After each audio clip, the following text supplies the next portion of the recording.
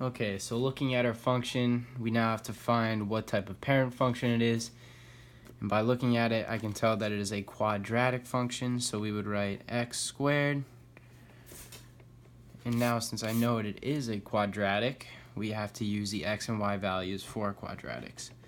So down here in this chart, I would write -2, 1, -1, 0, 1, and 2. For the y values, I would write 4, 1, 0, 1, and 4. Now we have to try to find the new x and y values. To do this, all we have to do is just look at the function that we have in the original problem, and we see that is in parentheses x minus 4.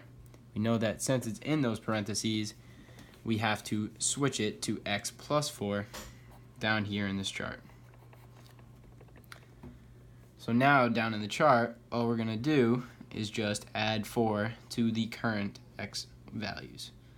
So we have 4 plus -2 is 2, -1 plus 4, we have 3, then we have 4, 5, and 6.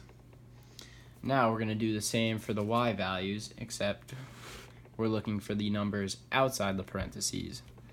So we have a -1 here, and we have -2 over here. So now down in the chart, all we're going to do is just write a 1 times y minus 2, and there we go. So now we're going to use that equation on the current y values.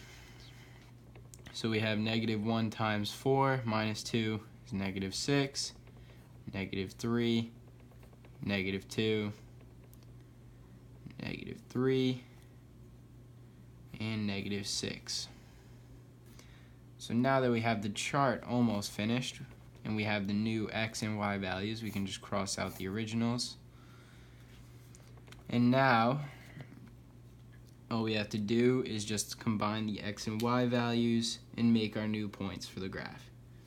We have 2, -6, 3, -3, 4, -2, 5, -3, and lastly 6, -6.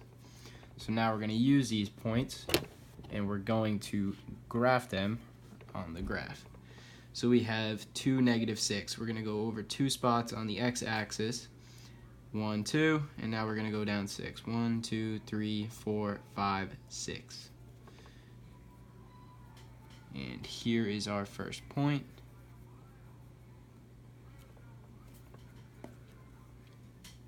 Okay, so now we have 3, -3.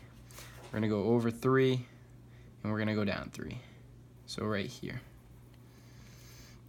Now we have 4, -2. We're going to go over 4, and we're going to go down 2. Here we go.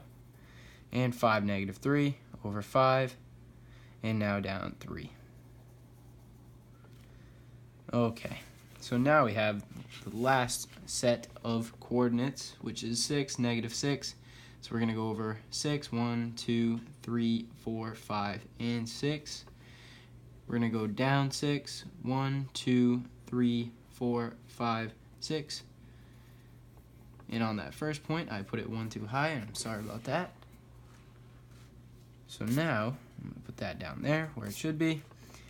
We're going to finish out these dots with the lines. And this would be our new function. The original would look something like this. And notice how it is now vertically shifted, horizontally shifted, and it has reflected. So now the last part of this, we're going to find the domain and range. To find domain and range, you're just going to look for the highest and the lowest x and y values. Now for domain, we're going to be looking for the x.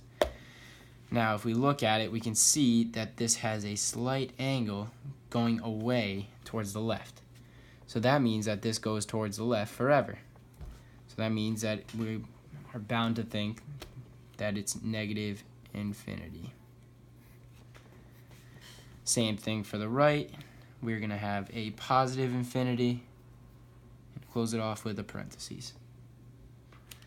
Now for range, we can see that its starting point is negative infinity because we don't see a point on the graph for it.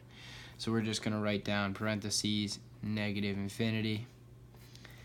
And now, unlike the x value, we see that it does actually have a stopping point, which would be negative 2.